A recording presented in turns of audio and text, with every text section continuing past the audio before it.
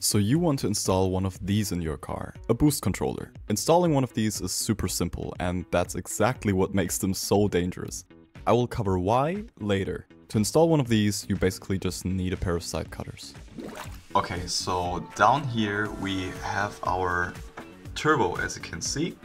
And on every turbo you will find a wastegate. Usually if you have a vacuum operated wastegate, it will look kind of like this down there. It's basically just like this metal cup with a vacuum hose attached to it. What we want to be doing is cut the vacuum line in half and put our boost controller right in between it. Now it's actually very important that we put it in the right way, because if we switch it the other way around, it will not work. Thankfully there's a little mark on the boost controller itself that indicates on which way you have to put it. So let's cut the line and put it in. Now it's a little hard to get a proper angle on this, but I'm trying my best to show everything to you as best as I can.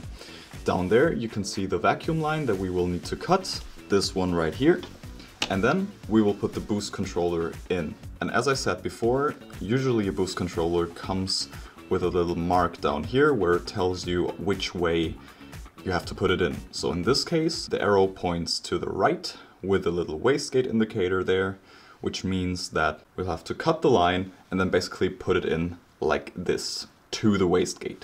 Now while I'm fiddling around for a bit, let me cover some important things about this little device that we call a boost controller. What's the purpose of it? Well, obviously it's a boost controller. It controls your boost. It allows you to freely raise the boost of your turbo and therefore raise power. However, you cannot lower the boost below your set wastegate settings. So whatever your wastegate spring is set to, you cannot go below that. Now how does it actually work? When a wastegate sees that the turbo is producing 0.6 bar of boost, just for example, then it opens a little flap and redirects the extra boost pressure to save the engine and, well, the turbo. Now, if you put a boost controller in between the line from the turbo to the wastegate, the boost controller actually reduces the pressure going to the wastegate, leading the wastegate to believe that the boost is way lower than it actually is, leading the wastegate to open later. This equals more boost and therefore more power. Now there are also many risks associated with installing a boost controller. If you crank up the boost too high for the turbo's rated pressure, well, then you will blow the turbo. Also, more boost equals more air, which means you will probably run too lean and could also blow your engine. That said, I'm not responsible for your blown engine. Okay, and this is basically our entire install. It was super simple, basically just tee into the vacuum line that goes to the wastegate. Mind that the boost controller needs to go in there in the proper orientation. And for now I'm just gonna leave it hanging like this. Usually you would want to mount this fixed somewhere on the firewall or somewhere on the side on the strut tower. But in my case I'm just gonna leave it like this for now, do a quick test drive, and then we will see if it worked and how our boost is behaving. Now, when doing a test drive, it is very important that you don't crank up the boost all the way at the beginning. Just leave it at the lowest setting, turn it all the way to minus, and adjust your boost from there in very little steps. So let's go on a test drive. Alright guys, so now we're finally in the car and we're gonna test out if the boost controller that we just installed works. Before we give it the beans, I really want to clarify some things before we push it too hard. Now, first of all, it's very important to note that with this mod you can actually damage your car, you can wreck your car, you can blow your turbo, you can blow your engine. So if anything goes wrong with your car after installing this, it's not my fault. Because I told you. Now another thing that's super important to mention is that this mod is highly illegal in many states and in many countries. For me personally, I will also be removing the boost controller right after this test drive, because to be honest, the Volvo is pretty fun as it is. I don't need more boost and I don't want to break anything, so I'm just going to remove it, replace it with a proper, with a new vacuum line. Hell yeah. Now, how do you test the boost controller? Obviously, as I said before, you want to put it at the lowest possible setting. You want to dial it all the way down. After that, you get in your car, and what you should not do is give it full throttle immediately. you want to ease into it. You want to see on your boost gauge, which I have installed right here. By the way, if you don't know how to install a boost gauge, there's a link right up there. Up there?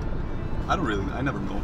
I've made a video on that, on how you can install a boost gauge yourself. Also super easy. Focus on your boost gauge. Very, very important. And then ease into it. And as soon as you can see that the boost is building up, try to look out for any boost spikes. Because if you notice that it's already hitting its stock boost limit, even though you're not even on full throttle, then you know, okay, maybe I should dial it down or completely remove the boost controller, to be honest, because that's pretty dangerous. Now for the Volvo V70 that I am currently driving here,